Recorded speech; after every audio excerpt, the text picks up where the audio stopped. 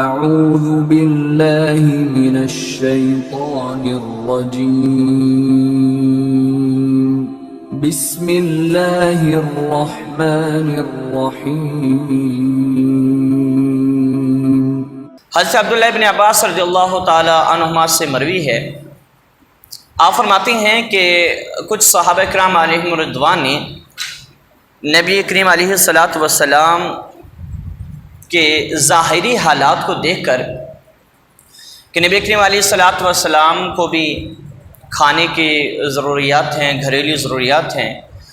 نبی علیہ الصلاۃ والسلام کے پاس لوگ تشریف لاتی ہیں، تو نبی کریم علیہ الصلاۃ والسلام نے ان کی خدمت اپنے ذمہ کرم پر لی ہوئی ہے۔ نبی علیہ الصلاۃ والسلام ان کے لیے کھانے کا بھی اہتمام کرتے ہیں بس اوقات، اور نبی علیہ الصلاۃ والسلام کو اخراجات کی اس وجہ سے بھی ضرورت رہتی ہے۔ تو کچھ صحابہ کرام علیہم رضوان نے یہ پروگرام بنایا کہ ہم کچھ پیسے جمع کر کے نبی علیہ الصلاۃ والسلام کے خدمت اقدس کے اندر پیش کرتے ہیں، تاکہ نبی علیہ الصلاۃ والسلام اپنی ضروریات جو ہیں وہ کیا کر سکے، پوری کر سکے، کیونکہ وہ سوچتے تھے کہ بظاہر نبی کریم علیہ الصلاۃ والسلام کا کوئی ذریعہ آمدن نہیں ہے اور مالی معاملات اس طریقے سے مضبوط نہیں ہیں، تو انہوں نے یہ پروگرام کیا۔ تو اب اس کے بعد جب انہوں نے کچھ پیسے جمع کر لیے تو بڑا مسئلہ یہ تھا کہ نبی کریم علیہ الصلاۃ والسلام کی خدمت اقدس کے اندر ان پیسوں کو لے کر حاضر کون ہوگا، پیش کون کرنے جائے گا، کیونکہ وہ مالک کونین ہے۔ نبی علیہ الصلاۃ والسلام کا در وہ در ہے کہ جہاں پر جو خالی جھولیاں آیا وہ بھر بھر کے گیا ہے، اور نبی کریم علیہ الصلاۃ والسلام کا وہ در ہے کہ یہاں پر شہنشاہ بھی مانگنے کے لیے آتے ہیں، اور نبی کریم علیہ الصلاۃ والسلام کی ذات وہ ہے کہ خود ہی بھیک دیں اور خود ہی کہے منگتوں کا بھلا ہو۔ یہ میرے آقا علیہ الصلوۃ والسلام کی شان ہے کہ میرے کریم آقا علیہ الصلوۃ والسلام کا در تو وہ ہے جہاں سے کل کائنات کھاتی ہے، اور ساروں کو یہاں پر جو چاہے وہ ملتا ہے۔ یہ میرے محبوب علیہ الصلوۃ والسلام کی شان ہے، میرے آقا کا وہ در تھا۔ لیکن صحابہ کرام نے ظاہری حالات کو دیکھا تو چیلنج یہ تھا کہ میرے آقا کی بارگاہ میں کیسے جا کر یہ نذرانہ پیش کریں، میرے آقا علیہ الصلوۃ والسلام کی بارگاہ میں جا کر یہ اپنا ہدیہ کیسے پیش کریں۔ تو طے یہ پایا کہ حضرت عباس رضی اللہ تعالی عنہ ان کی ڈیوٹی لگاتے ہیں، وہ میرے آقا کی بارگاہ میں یہ نذرانہ پیش کرتے تھے۔ وہ گیا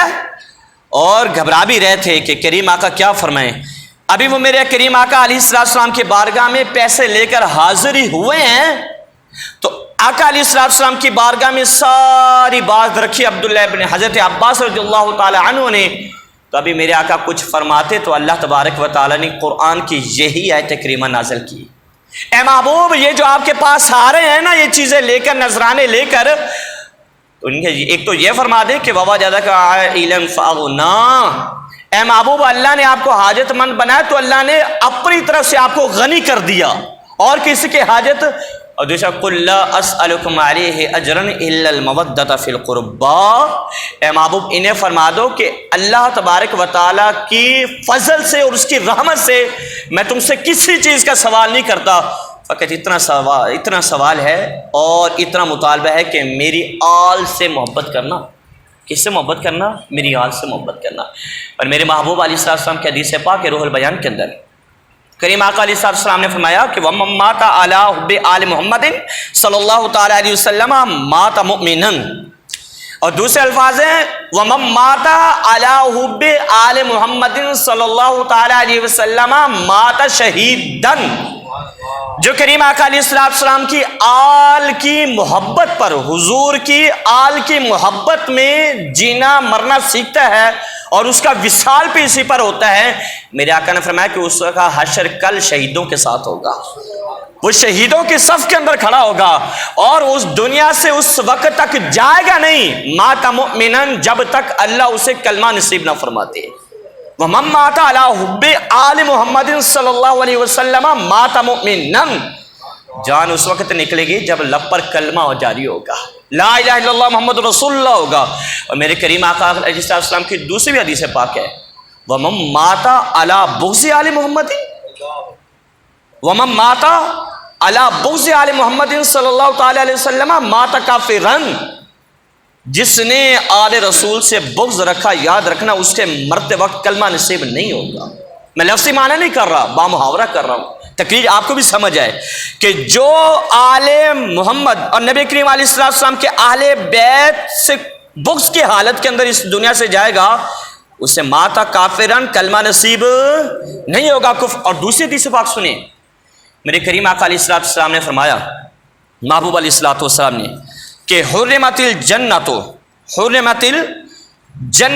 علی من ظلم اہل بیتی۔ میرے کریم آقا نے فرمایا کہ جس بندے نے میری آل پر ظلم کیا، اللہ اسے جنت کبھی نہیں عطا کرے گا۔ حرمت الجنہ، جنت اس کے لیے کیا ہو گئی؟ مزے کی بات بتاؤں، میرے آقا نے فرمایا کہ جو حسین سے محبت کرے نا، اس نے محبت حسین سے کی ہے، حقیقت میں اس نے مجھ سے محبت کی ہے۔ حسین علیہ السلام کی محبت، حضرت حسین رضی اللہ تعالیٰ عنہ کی محبت کیا ہے؟ میری محبت ہے۔ اور جس نے حسین سے دشمنی رکھی اس نے مجھ سے دشمنی رکھی، اور جس نے حسین سے لڑائی کی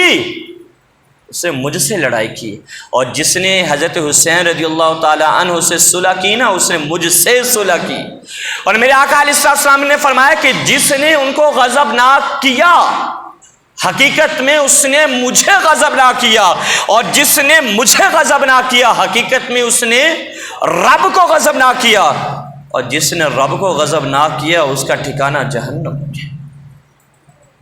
اور پھر میرے آقا نے فرمایا، آگے بھی فرمایا، میرے کریم آقا علیہ السلام نے، حسین منی و انا من حسین، احب اللہ من احب حسینا۔ میرے آقا نے فرمایا کہ حسین مجھ سے ہے اور میں کس سے ہوں؟ حسین سے ہوں، اور جس نے حسین سے محبت کی، احب اللہ من احب حسینا، فرمایا کہ جس نے حسین سے محبت کی، حقیقت میں اس نے اللہ سے محبت کی ہے، اور جس نے اللہ سے محبت کی اس کا ٹھکانہ کیا ہوا؟